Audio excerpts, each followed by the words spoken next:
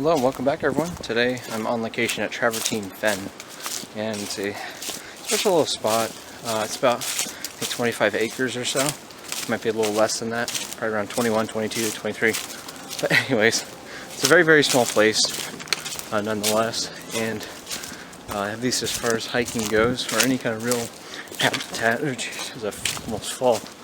I'm on this cliffside right here, but it's a decently sized place. I mean, for the habitat, it's pretty nice. Unlike most fen conservation areas that I've gone to, or that are in my area, this one does not have a boardwalk, really. It just has regular kind of simple footpaths. There's actually some really hilly sections, like I just mentioned along this one here. But it's a decent spot overall. This is my first visit, and it's a place that I doubt many people go to. Technically it's only by permit only, and but I was given the green light to come here, which is pretty nice. Thank you to the park district. And so yeah, it's a nice little place to really study botany and various plant life, and especially here in spring with at least, you know, at this point in spring, ephemeral flowers and different kinds of weedy plants. Unfortunately, garlic mustard and invasive species is very ever prevalent here.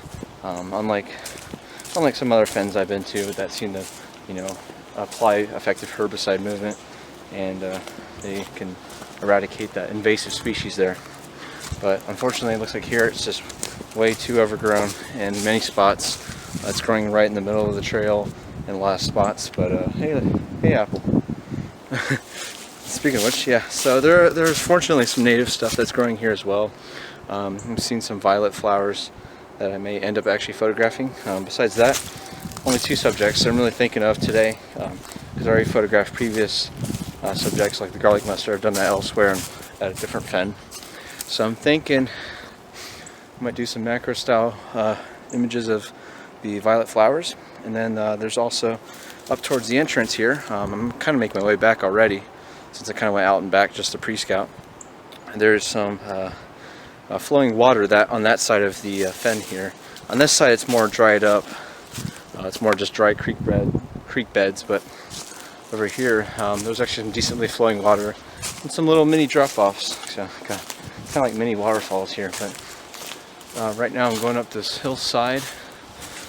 Should be a nice view down here. It's really interesting to see the greenery and the foliage as it starts to develop. Here in early spring, the understory of woodlands like this, wetwoods, as you can see, it's kind of just starting to build itself back up to the upper canopy of the trees, and by then all the ephemeral flowers will be wilted away and, you know, kind of crawl back into the ground, really, as now there's not going to be a lack of sunlight really for them to grow here at the ground floor. But like out of breath actually. There's a lot of hills here, surprisingly. A lot of kind of not so much intense hiking views, but yeah, it's just a lot going on.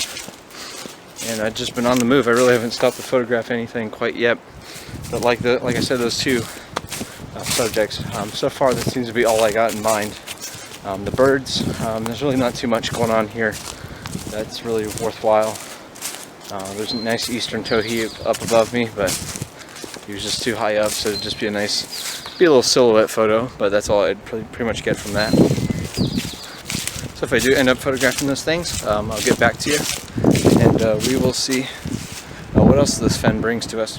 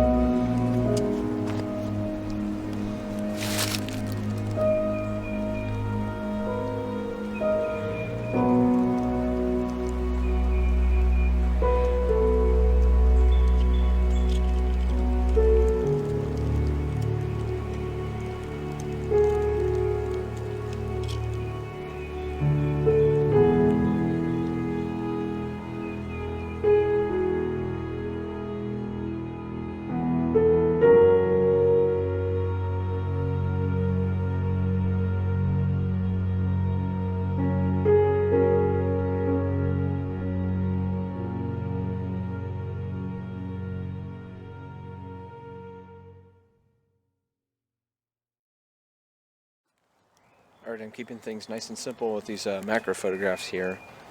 Varying my shutter speed just because there is some high winds. Pretty much have been all day. But I've been keeping about the 160th of a second. I've been finding that's a pretty good sweet spot from the looks of it. Just reviewing the images on the LCD screen there. And then I've been keeping aperture all the way at f8, and I've been finding that's really a nice way to kind of blur out the background a little bit, just to obscure the leaves and just everything else that's just kind of cluttered up in the background, just to make it a much more aesthetically pleasing photograph to focus on the violet of these flowers here. And then the ISO 800 for my camera, anything exceeding 1000 starts to introduce noise, so I'm trying to keep that to a minimum, obviously. But I've been finding the nice even exposure of these, checking the histogram here, just a nice little even mound, no clips or any kind of jagged edges, or it's not too far left or right. It's kind of nice in the middle, like it should be, and it has nice range of tones from left to right as well. So I think from here I'm going to make my way back to the trailhead. Pretty close from the looks of it, just overlooking the hill over here. And then I'll take a handful of long exposures of some streams I saw earlier when I got here. And then yeah, that'll pretty much be it for the day. But yeah, I enjoyed my visit here, so it's a pretty nice place. I'll have to check out probably on repeat visits, maybe later on during spring migration once it's at its peak. I feel like this would be a nice spot to really see, what the location really has to offer. Alright, so I took some simple long exposures of this little stream. I was cutting right through a small kind of boardwalk bridge crossing, and so it's not too far from the entrance, so I'm actually, looks like about back at the start here. Like I said, it's not too big of a place. It's under 30 acres. It's a nice little, I probably spent about 2 hours here, honestly, just pre-scouting and taking this handful of photos. But I really enjoyed my time here.